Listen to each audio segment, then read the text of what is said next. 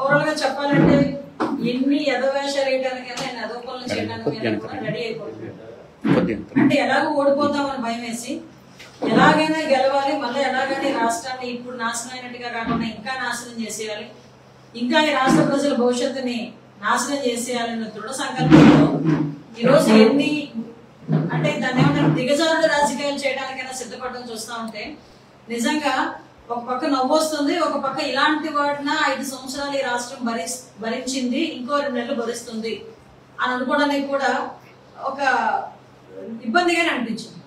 నిన్ననే మనం చూసాం. ఎప్పుడు కూడా మనం సాధారణంగా ఆలోచించుకుంటే టీడీపీ హయాంలో ఈజ్ ఆఫ్ డూయింగ్ బిజినెస్ లో ఈజ్ ఆఫ్ డూయింగ్ లో నెంబర్ 1 స్థానం ఆంధ్రప్రదేశ్ అని చెప్పి ఏ రోజైనా ప్రతి ఒక్క ఆస్పెక్ట్ లోని కూడా నెంబర్ 1 స్థానంలో టీడీపీ హయాంలో ఉంటే ఈ రోజు పరిస్థితి ఏంటంటే ఈజ్ ఆఫ్ డూయింగ్ బిజినెస్ లో నెంబర్ 1 స్థానంలో టీడీపీ హయాంలో ఉంటే ఈరోజు డ్రగ్స్ రవాణాలోని, అదేవిధంగా గంజాయి రవాణాలోని, ఆడపిల్లల అక్రమ రవాణాలోని, ఆడపిల్లల మీద అఘాయిత్యాల్లోని, మహిళల మీద జరుగుతున్న దాడుల్లోని ఈ రోజు నెంబర్ 1 స్థానంలో జగన్మోహన్ రెడ్డి గవర్నమెంట్, ముఖ్యంగా ఆంధ్రప్రదేశ్ రాష్ట్రంలో చూస్తూ ఉంటే సిగ్గుపడాల్సిన పరిస్థితి. ఎందుకంటే నిన్ననే మనం చూసాం, మన విశాఖపట్నంలో పోర్ట్ లోని బ్రెజిల్ నుంచి దిగుమతి అయిన సుమారుగా 25,000 కిలోల డ్రగ్స్ అది సిబిఐ పట్టుబట్టాయి. ఆ సిబిఐ వాళ్ళ దగ్గర నుంచి వాళ్ళ దగ్గరికి వెళ్లకుండా కూడా వైసీపీ నాయకులు ఎంత మంది ఎన్ని రకాలుగా ప్రయత్నాలు చేశారో మనందరం కూడా నేను చూసాం. అది కూడా ఏంటంటే కంటైనర్ ఎవరికి సంబంధించింది అంటే వైసీపీ నేత కూనం వీరభద్రరావుకు సంబంధించిన సంధ్య ఆక్వా కంపెనీకి సంబంధించిన డ్రగ్స్ ఆ కంపెనీ నుంచి అది ఆర్డర్ ఉన్న దిగుమతి చేసుకోండి. అట్ ద సేమ్ టైం ఈ వీరభద్రరావు ఉన్న వ్యక్తి ఎవరంటే ప్రకాశం జిల్లా నాగులపాడు మండలం వైసీపీ సీనియర్ నేత. అతను విజయసాయి రెడ్డి గారికి అతి సన్నిహితుడు. ఇలాంటి వాళ్ళందరూ కూడా అంటే ఎలక్షన్ మూమెంట్ లో మద్యంతోని, గంజాయితోని, డ్రగ్స్ తోని కూడా ఓటర్లను ప్రలోభపెట్టి ఓవరాల్ గా చెప్పాలంటే వాళ్ళు తిరిగి అధికారం చేజిక్కించుకోవడానికి దిగజారు రాజకీయాలు చేస్తున్నారని చెప్పడానికి ఇది ఒక ఉదాహరణగా భావించవచ్చు. అంటే ఇప్పుడు మనం అనుకోవచ్చు, యాక్చువల్ గా ఈ కంటైనర్ ఓపెన్ చేయకుండా మన రాష్ట్ర అధికారులు సిబిఐకి ఎందుకు అడ్డుపడ్డారు? నిన్న మీకు సంబంధం లేకపోతే ఎందుకు అడ్డుపడాల్సిన అవసరం ఏమొచ్చింది? అది ఒక ప్రశ్న. ఇంకోటి ఏంటంటే అసలు ఒక ప్రాంతీయ పార్టీకి సంబంధించిన ఓ ఎంపీకి బ్రెజిల్ అధ్యక్షుడు ప్రెసిడెంట్ లులాడికి శుభాకాంక్షలు తెలియజేసిన అధ్యక్షుడికి ఎన్నికైన వెంటనే శుభాకాంక్షలు తెలియజేయాల్సిన అవసరం ఏమొచ్చింది?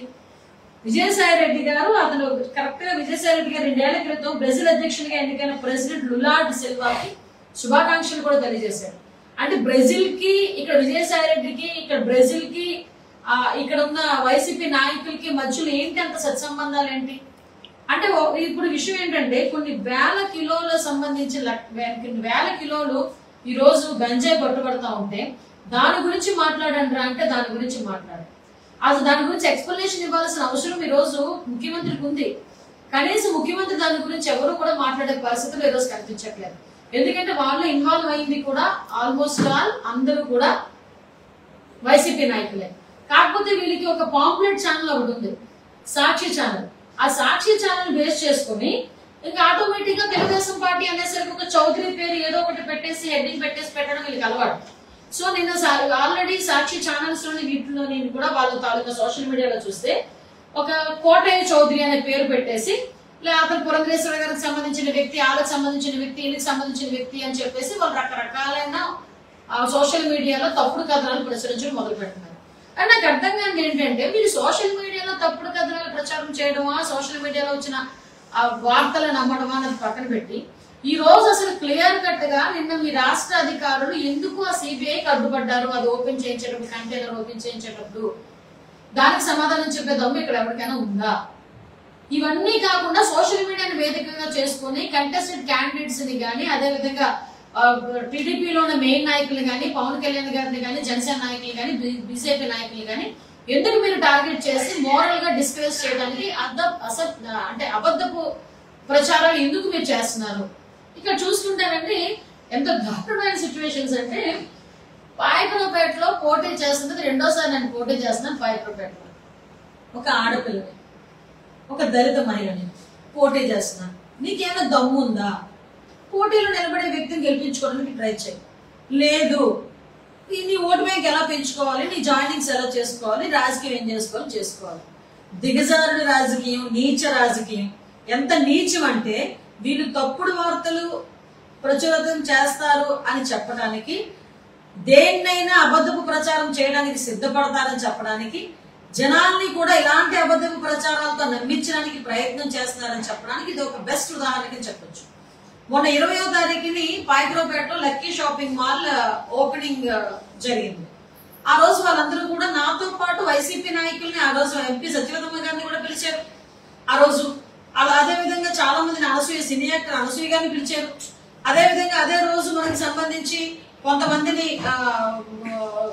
సెలబ్రిటీస్ చాలా మంది రాజకీయ నాయకులు అందరినీ పిలిచారు. నాతో పాటు తోట నాగేష్ గారు వచ్చారు. అంటే చాలా మంది సెలబ్రిటీస్, పొలిటికల్ లీడర్స్ అన్ని పార్టీస్ నుంచి కూడా లక్కీ షాపింగ్ మాల్ ఓపెనింగ్ కి వెళ్ళారు. అయితే సాయంత్రానికి ఈ రంగస్థలంలో ఒక గ్రూప్ ఉందండి, పాయకరావుపేట రంగస్థలం. అందులో నిజంగా రంగస్థలం ఎలా జరుగుతుందో తెలియదు కానీ నోటికి వచ్చిన పదాలు, నోటికి వచ్చిన మాటలు ఎలా పడితే అలా ట్రోల్స్ చేసుకుంటారు. అందులో వైసీపీ నాయకుడు ఎవడో సింహాద్రి యాదవ్ అంటే అతను ఫేస్బుక్ లో సంబంధించి ఒక అతను వాలంటీర్, వాడు తుని వాలంటీర్ అనమాట. వాడు కూడా తుని వాలంటీర్. వాడు గుడాల నానాజీ అనే వాళ్ళు, వీళ్ళందరూ కూడా ఒక ఫేక్ ప్రచారాలు, అది కూడా ఏంటి వేటు న్యూస్ లోని అది అసలు వాళ్ళు ఎట్టి పరిస్థితుల్లో మీరు ప్రచురించలేదని వేటు న్యూస్ వాళ్ళు కూడా చెప్పారు. వేటు న్యూస్ ద్వారా వచ్చిందని చెప్పేసి వేటు న్యూస్ లోగో పెట్టి, ఇది వేటు న్యూస్ లోగో పెట్టి అనిత వంగలపూడిపై కేసు నమోదు అని చెప్పి నేనట లక్కీ షాపింగ్ మాల్ ఓపెనింగ్ వెళ్ళారట. వాళ్ళు బెదిరించి 50 లక్షల విలువైన చీరలట నేను పట్టుకుపోయారట. ఆ నట నాకు ఓపెనింగ్ చేసేందుకు ₹1,00,000 ఇచ్చాడట. ఇది చెప్పాడు, తాతగారు గౌడవని ఉన్నాడేమో చెప్పాడు, ఇచ్చాడట. అయినా సరే ఒప్పుకోపోయేసరికి టీడీపీ నేతలతో బెదిరించి తీసుకెళ్లారట. ఇది వేటు న్యూస్ లో వచ్చినట్లుగా ఒక ఫేక్ న్యూస్ ని క్రియేట్ చేసి సర్క్యులేట్ చేశారు. ఆ రోజు ఈవినింగే నేను పోలీస్ డిపార్ట్మెంట్ వాళ్ళ పోలీస్ స్టేషన్ కి వెళ్ళి మా మండల పార్టీ ప్రెసిడెంట్ చిట్టుబాబు గారు, మా లోకల్ నాయకులు ఆల్రెడీ కేసు కూడా ఫైల్ చేశారు. ఇదంతా జరిగిన తర్వాత కూడా వీళ్ళు ఎలా ట్రోల్ చేస్తున్నారంటే ఫేస్బుక్ లో గుడాల నానాజీ, ఈ వైసీపీ మొత్తం అంతా వైసీపీ బ్యాచ్ వీళ్ళందరూ కలిపి దీన్ని ట్రోల్ చేయడం.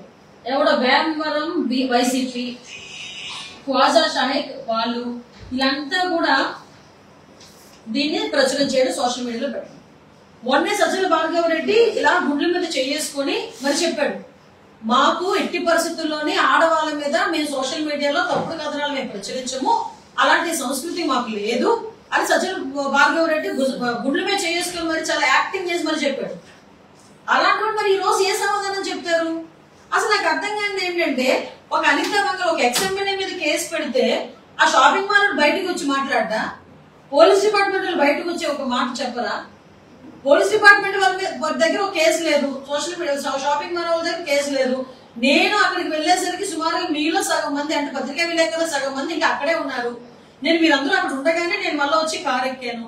అంటే విషయం ఏంటంటే, ఎన్ని రకాలుగా అబద్ధపు ప్రచారాలు చేసి నా తాలూకు ఇమేజ్ ని డ్యామేజ్ చేయాలనే ఉద్దేశంతో నన్ను వాళ్ళు ఏమీ చేయలేక, నా మీద ఎటువంటి అవినీతి వాళ్ళు ఎట్టి పరిస్థితుల్లోని కూడా నిరూపించలేక, ఎటువంటి అవినీతి చూపించలేక, కేవలం ఒక దళిత మహిళనైన నన్ను టార్గెట్ చేయడానికి, ఇక్కడ గెలుస్తాను అన్న సంగతి వాళ్ళకి తెలిసి నన్ను టార్గెట్ చేయడానికి ఈ రోజు ఇలాంటి అబద్ధపు ప్రచారాలను చేయడం అని చూస్తా ఉంటే సిగ్గుపడాలి. నేను దీని మీద లీగల్ గా నేను ప్రొసీడ్ అవుతున్నాను.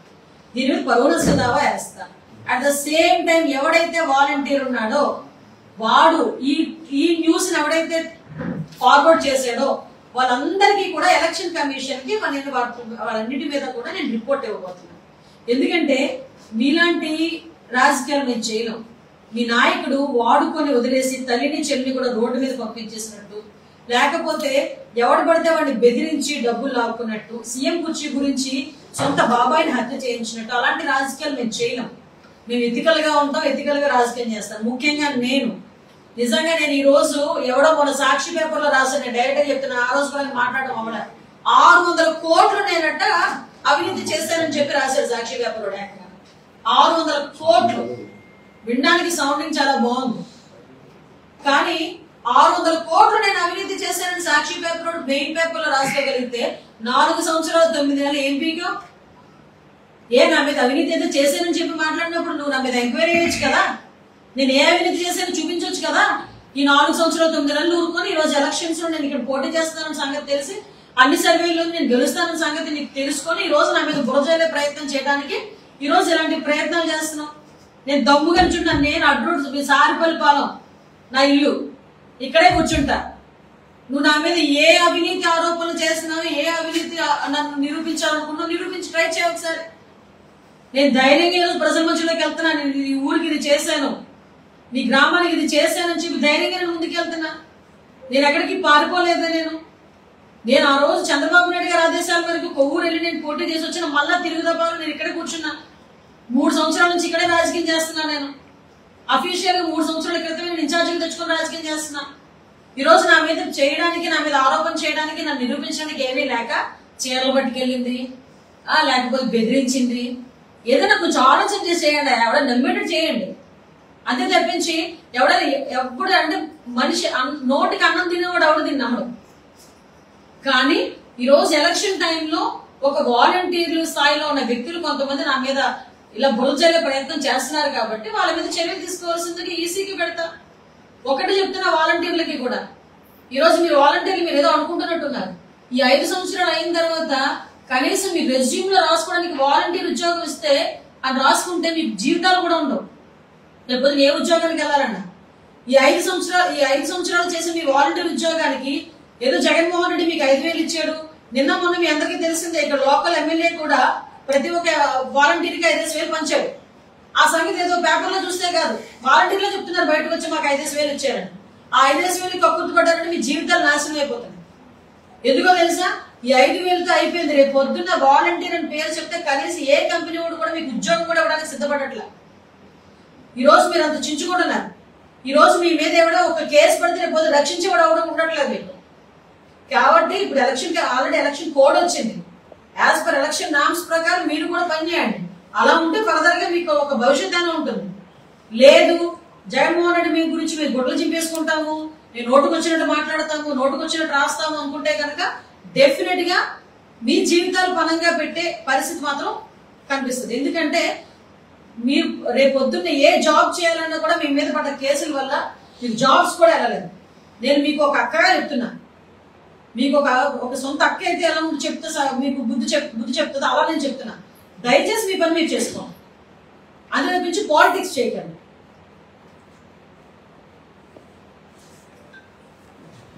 చూసారా?